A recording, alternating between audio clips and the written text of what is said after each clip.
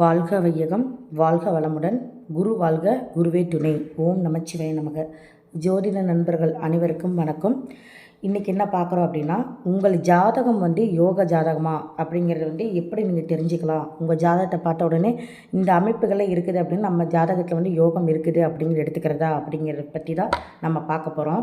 இதில் நான் சொல்கிற விஷயங்கள் எல்லாமே இருந்த யோக ஜாதகம் அப்படிங்கிற எடுத்துக்கிறத தாண்டி ஒரு சில விஷயங்கள் நிறையா விஷயங்கள் பார்க்கணும். அப்போ ஜாதகத்தை பார்த்தா தான் தெரியும். பொதுவான விதி தான் நம்ம சொல்கிறோம். இந்த மாதிரி கிரகங்கள் இருக்கும் பட்சத்தில் இந்த மாதிரி யோகங்கள் உங்களுக்கு கிடைக்கும் அப்படிங்கிறது. ஆனால் அந்த கிரகம் பலமாக பலவீனமாங்கிறது பார்த்து தான் அந்த யோகம் உங்களுக்கு கிடைக்குமா இல்லை கிடைக்காம போகுமா அப்படிங்கிற விஷயத்தை ஜாதகத்தை பார்க்கும்போது தான் தெரியும். பட் ஓரளவுக்கு நான் சொல்கிற விஷயங்கள் ஒரு 70% நீங்களே உங்களோட ஜாதகத்தை பார்த்து தெரிஞ்சுக்கலாம்.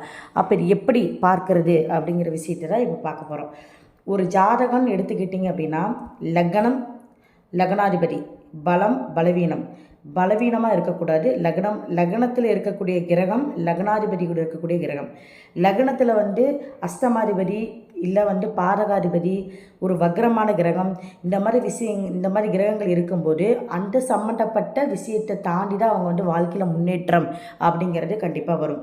இப்போ உதாரணமாக எடுத்துக்கிட்டிங்க அப்படின்னா, ஒருத்தருக்கு விருச்சிக லக்னம் அப்படின்னா புதன் அஷ்டமாதிபதி, ஆனால் 11 குடையராகவும் அவர் தான் வர்றாரு. அப்போ ஒருத்தருக்கு புதன் திசை நடக்குது அப்படின்னா கண்டிப்பாக முதல் அஷ்டமாதிபதியோட வேலை செய்யும்.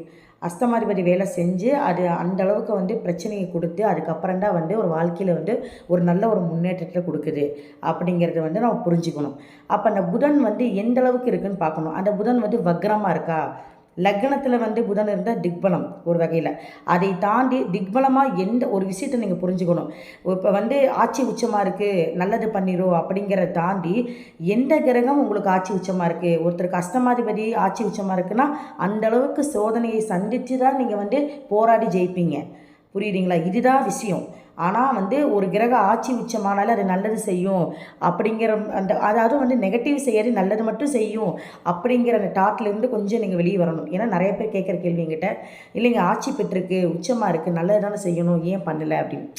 அதுக்குண்டான ஆதிபத்தியத்துக்கு உண்டான வேலையை செஞ்சு தான் பிறகு தான் நமக்கு உண்டான பலன்களை கொடுக்கும். அப்போது விருச்சிக லக்னத்துக்கு உதாரணம் நம்ம பார்க்க போகிறப்போ, விருச்சிக லக்னத்துக்கு 8ஆம் அதிபதி புதன் அவர் லக்னத்தில் இருக்கிறாரு, திக்பலமாக இருக்கார். அப்போது அஷ்டமாதிபதியோடது எந்த அளவுக்கு திக்பலம்னாலே உங்களுக்கு ஆட்சி உச்சத்துக்கு அதை விட பலம் அதிகம்னு சொல்லலாம். அப்போது அதுக்குண்டான போராட்டத்தை அனுபவித்து அதுக்கப்புறம் தான் வெற்றியை காண்பார். அப்போது நம்ம அதுக்குண்டான அளவுக்கு வெயிட் பண்ணணும். ஸோ பிரச்சனையாகவே இருக்குது, இத்தனை வருஷம் பிரச்சனையிலே இருக்க அப்படின்னு சொல்கிறதுக்கு என்றைக்கு நம்ம ஒரு நல்ல விஷயத்தை நம்ம எதிர்பார்க்காம நம்ம வேணும், நல்ல விஷயம் வரப்போ நம்ம அனுபவிக்கிறோமோ, ஏன்னா அது தடுக்க போகிறதில்ல, நம்ம தடுக்க மாட்டோம். நல்லது வருது ஓகே அப்படின்னு எடுத்துக்கிறோம். அதே மாதிரி கெட்ட விஷயம் வரப்போ நம்ம தடுக்க முடியாது.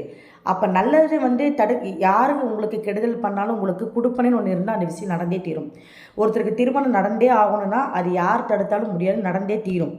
ஒருத்தர் வீடு கட்டி ஆகணும் அப்படின்னா அவங்களுக்கு கொடுப்பனை தான் கட்டி தீருவாங்க, அது யாருனாலையும் தடுக்க முடியாது.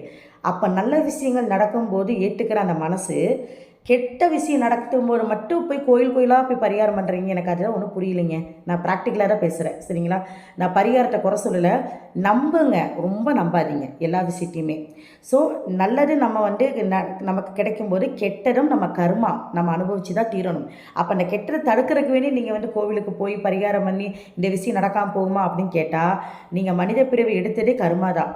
உங்களோட பிரச்சனையை தீர்க்கறதுக்கு வேண்டி தான் நீங்கள் அந்த கர்மா எடுத்திருக்கீங்க. அப்போ அந்த பிரச்சனையை நீங்கள் சமாளித்து அதில் அதெல்லாம் தொட்டுட்டு தான் நீங்கள் வெளியே வருவீங்களே தவிர, அந்த பிரச்சனையை தொடாமல் வர்ற அளவுக்கு இந்த உலகத்தில் பிறந்தவங்க யாருமே கிடையாது, சரிங்களா? ஸோ இந்த புரிதல் தன்மை நீங்கள் எடுத்துக்கணும் எப்போவுமே. அப்போது 8 குடையரோட வேலை செஞ்சதுக்கப்புறம் 11ஆம் அதிபதியோட வேலை செய்யும். அப்போ இந்த புதன் திசை முடிகிற வரைக்கும் முதல் பார்ட்டு சோதனையை கொடுத்தாலும் கூட 2வது பார்ட்டு வளர்ச்சியை கொடுத்துரு அப்படிங்கிற விஷயத்தை எடுத்துக்கணும். ஆனால் அந்த புதன் எந்த அளவுக்கு வலிமையாக இருக்கிறத பொறுத்து தான் வேகமாக கொடுக்குதா இல்லை ஸ்லோவாக கொடுக்குதாங்கிறத பொறுத்து நம்ம சொல்ல முடியும். ஏன்னா அந்த புதன் வக்ரமாக இருக்குதுன்னு வச்சுக்கிங்களேன், கண்டிப்பாக ஸ்லோவாக தான் கொடுக்கும். ஆனால் கடைசி கட்டத்தில் முடிகிறப்போ வந்து நல்ல ஒரு விஷயத்தை கொடுத்துட்டு போயிடும். ஏன்னா வக்ரத்துக்கும் பலம் அதிகம் அப்படிங்கிறத எடுத்துக்கணும். சரிங்களா? அப்போ வக்ரமாக இருக்கிறனால வந்து அந்த பாவத்தை தாமதப்படுத்தும், ஆதிபத்தியத்தை தாமதப்படுத்தும். ஆனால் அதை கொடுக்காம போகாது, கண்டிப்பாக கொடுத்துரும். அதுக்கு நம்ம வெயிட் பண்ணணும். ஸோ இந்த மாதிரி கேட்டகரியில் தான் வந்து உங்கள் ஜாதகத்தை வந்து நீங்கள் வந்து எப்படிங்கிறத விஷயத்தை வந்து நீங்கள் புரிஞ்சுக்கணும். சரிங்களா? அப்போது அஷ்டமாதிபதி 11ஆம் அதிபதி சொல்லி முடிச்சாச்சு. இப்போ இன்னொரு விஷயம் எடுத்துக்கோங்க. துலா லக்னம் எடுத்துக்கிங்களேன். துலா லக்னத்துக்கு வந்து 3 குடையர் 6 குடையர் வந்து குரு. ஸோ அந்த குரு தசையே வருது அப்படின்னா 3ஆம் அதிபதி வந்து முயற்சி, தைரியம், தன்னோட முயற்சினால் எந்த ஒரு விஷயத்தையும் வந்து தன் முயற்சினால் செஞ்சு மேலே வர்றது அப்படிங்கிறது விஷயம். 6ஆம் இடங்கிறது கடன், நோய், வழக்கு. அப்போ அந்த விஷயத்தையும் அனுபவிக்கணுங்கிறது அமைப்பு இருக்குது. அப்போது இந்த மாதிரி ஆதிபத்தியங்கள் நமக்கு வரும்போது அந்த விஷயத்தையும் அனுபவிச்சு தான் ஆகணும். முயற்சிங்கிற விஷயத்துலையும் நீங்கள் ஜெயிப்பீங்க, அதோடு இந்த கடன் வாங்குவீங்க, பிரச்சனைகளும் வரும். இதை தாண்டி தான் வந்து மற்ற விஷயங்கள்லாம் வந்து வளர்ச்சியை கொடுக்கும் அப்படிங்கிறத நீங்கள் எடுத்துக்கணும். அப்போது ஒரு ஜாதகம் யோக ஜாதகம்னா அந்த லக்னத்தோட 5ஆம் அதிபதி 9ஆம் அதிபதி தொடர்பு கொள்ளணும். முக்கியமான பாயிண்ட் தான். லக்னாதிபதி ஸ்ட்ராங்காக இருக்கணும். லக்னாதிபதி லக்னத்தில் இருந்தாலும் சரி, லக்னாதிபதி திரிகோணத்தில் கேந்திரத்தில் இருந்தாலும் ஆட்சி உச்சமாக இருக்குது தாண்டி ஹை டிகிரியாக இருக்கணும்.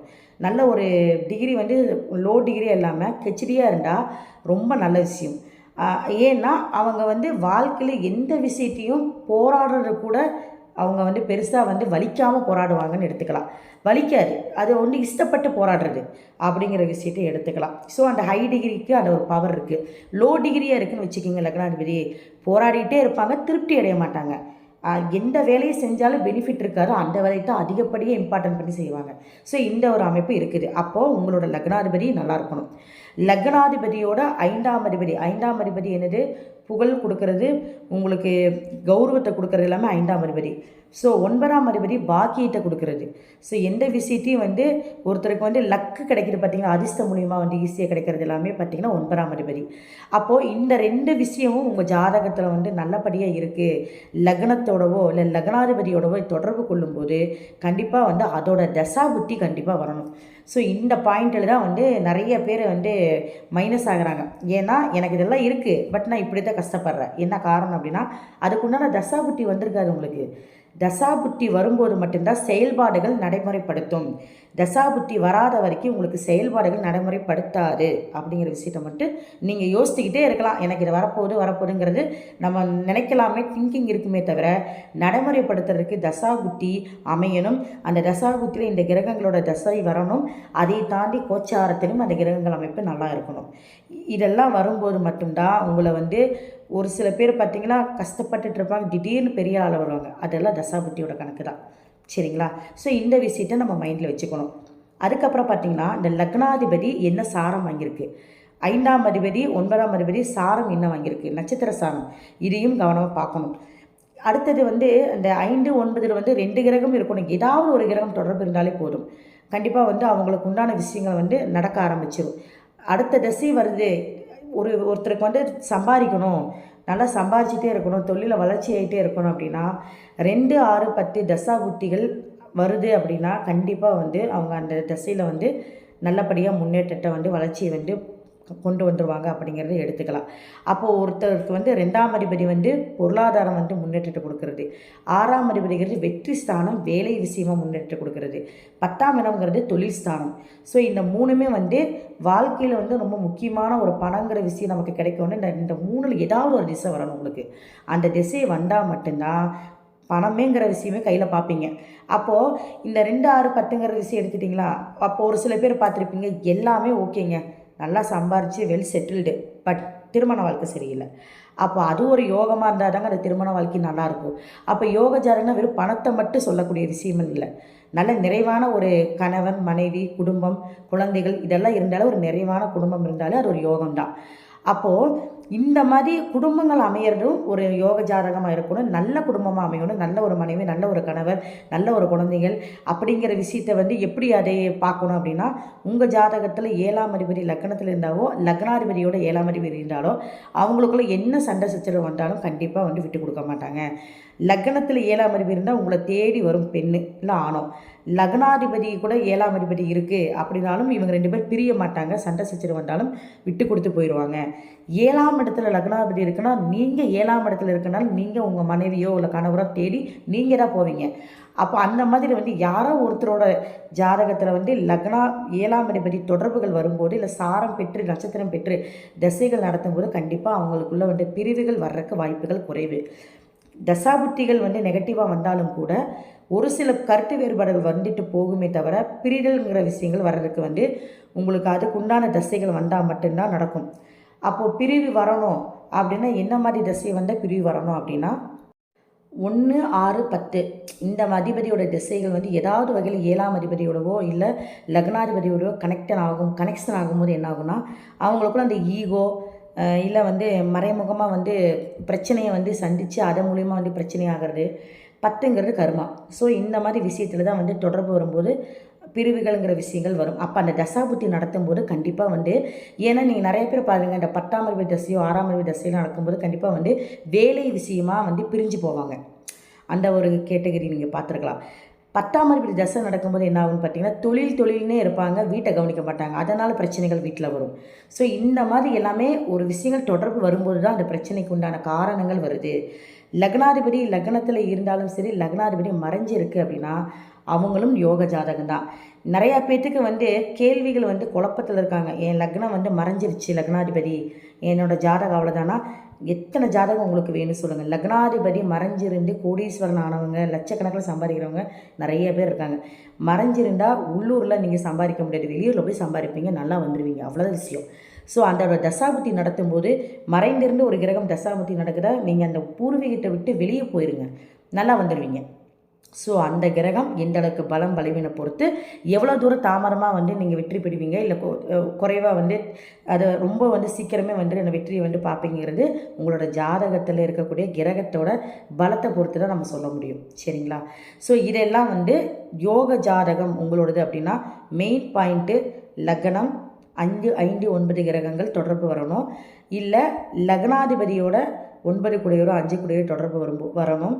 இதை தாண்டி நடக்கக்கூடிய தசாபுத்தி அடுத்தடுத்து தொழில் விஷயமா வேலை விஷயமா நடத்தக்கூடிய தசாபுத்தியாக இருந்தால் சொந்த தொழில் அவங்க முன்னேற்றம் வருவாங்க.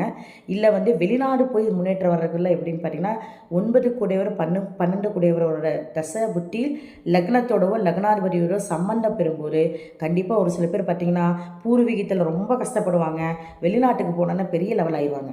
ஸோ இதெல்லாமே யோக ஜாதகம் தான். அப்போ நீங்கள் பார்த்த உடனே லக்னாதிபதி 12ல் மறைஞ்சிருச்சு, இல்லை லக்னத்தில் 12 கூடிய கிரகம் இருக்குது, 6 கூடிய கிரகம் இருக்குது, அவ்வளோதான் இவங்க லைஃப் யோகம் இல்லை அப்படிங்கிறது எடுத்துக்கூடாது.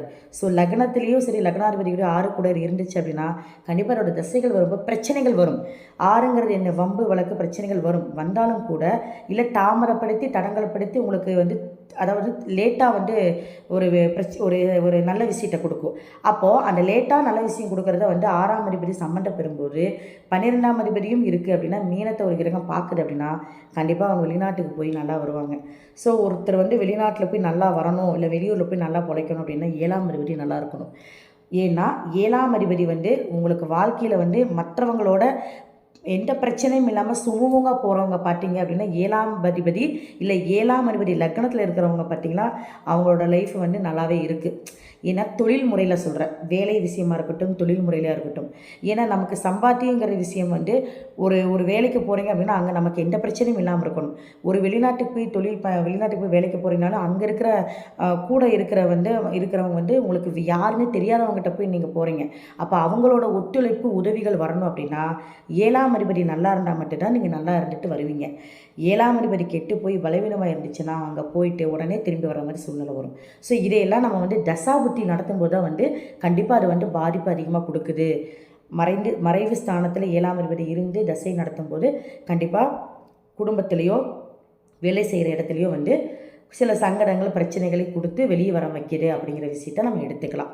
சரிங்களா? ஸோ நிறைய விஷயங்கள் இருக்குது. இந்த ஜாதகம் எடுக்கும்போது இப்படி இருக்கலாமா அப்படி இருக்கலாமெல்லாம் ஒரு கேள்வியாக தான் இருக்கும் உங்களுக்கு சந்தேகங்கிறது. பட் எப்படி இருந்தாலும் உங்கள் ஜாதக யோகம்னா இப்படி தான் இருக்கும், அவ்வளோதான். நான் சொல்கிறது புரியலான்னு எனக்கு தெரியல, நான் சொல்கிற வரைக்கும் உங்களுக்கு புரிஞ்சிருக்குன்னு நினைக்கிறேன்.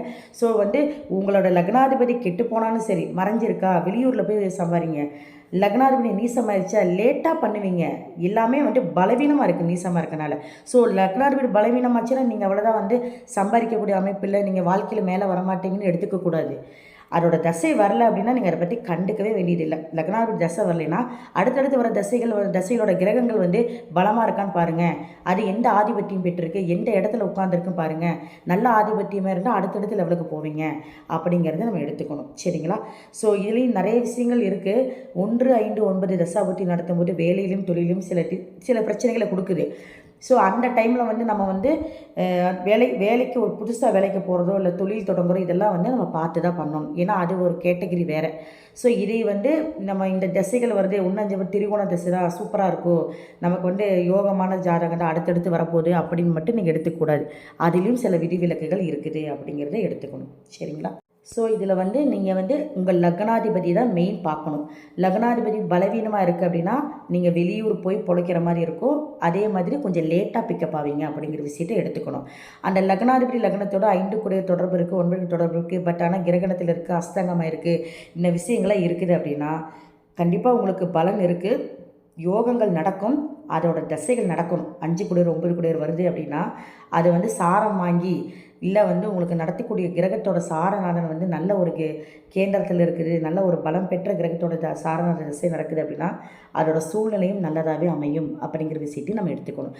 அப்போ பாகியங்கள் உங்களுக்கு கிடைக்கிறதுக்கு லக்னாதிபதியோட இந்த 5, 9 அட்லீஸ்ட் நட்சத்திர சாரமாவது உங்களுக்கு இருக்கணும். இல்லை பார்வை, இல்லை உங்களுக்கு அந்த கிரகத்தோட அமைப்புகள் பெற்று ஒரு கிரகம் தசை நடத்துது அப்படின்னா அது உட்கார்ந்துருக்க பொசிஷனை பொறுத்து உங்களுக்கு கண்டிப்பாக வந்து வளர்ச்சியை கொடுக்குது அப்படிங்கிறத எடுத்துக்கலாம். சரிங்களா? ஸோ அப்போ வந்து யோக ஜாதகம்ங்கிறது லக்னாதிபதி மெயின் நல்லபடியாக இருக்கணும். ஓகேங்களா? இதை மட்டும் நீங்கள், ஏன்னா லக்னாதிபதி எந்த கிரகம் சேருதோ அப்புறம் அது யோகத்தை வந்து நம்ம அனுபவிக்க முடியும். லக்னாதிபதியோட எந்த கிரகம் சேராமல் யோகத்தையும் சரியும் அவயோகத்தையும் சரியும் அனுபவிக்க முடியாது அப்படிங்கிற விஷயத்தை வந்து தெரிஞ்சுக்கணும். ஓகேங்களா? இதை தாண்டி வந்து உங்கள் லக்ன புள்ளி இருக்குது பார்த்தீங்களா, அது என்ன நட்சத்திரம் சாரம் வாங்கியிருக்கு, நட்சத்திரம் வாங்கியிருக்குன்னு பாருங்கள். உங்கள் லக்ன புள்ளி என்ன டிகிரியில் இருக்குது, அந்த டிகிரி என்ன நட்சத்திரம் வாங்கியிருக்கு, அந்த நட்சத்திர அதிபதி தான் வந்து உங்கள் வாழ்க்கையில் வந்து என்ன விஷயத்தை, என்ன நீங்கள் வாழ்க்கையில் என்னத்தை பண்ண போகிறீங்க, என்ன மாதிரி உங்கள் லைஃப்பை கொண்டு போக போகுதுங்கிறது அதுதான் சொல்லுதுங்க. அதுக்கு தனியாக ஒரு வீடியோ நான் போடுறேன் உங்களுக்கு நெக்ஸ்ட் டைம். ஓகேங்களா? ஸோ இது மெயினாக நம்ம கவனிக்கப்படணும். ஓகேங்களா? அதுதான் உங்கள் கொடுப்பனையை சொல்லுது. இதை தாண்டி அடுத்த விஷயம் என்னன்னு பார்த்தீங்க அப்படின்னா, உங்கள் ஜாதகத்தில் வந்து யோகி அவயோகின்னு ஒரு பாயிண்ட் இருக்குது. அந்த யோகி புள்ளியில் என்ன கிரகம் இருக்குது, இதையும் வந்து உங்களோட ஜாதகத்தில் யோகம் இருக்கா இல்லைங்கிறத பார்க்க முடியும். சரிங்களா? ஸோ இத்தனை விஷயம் இருக்குது. இதே மாதிரி நிறைய விஷயங்கள் இருக்குது. முக்கியமான விஷயம் தான் உங்களுக்கு நான் பகிர்ந்துருக்கேன். ஓகேங்களா? ஸோ மீண்டும் அடுத்த பகுதியில் சந்திப்போம். நன்றி, வணக்கம்.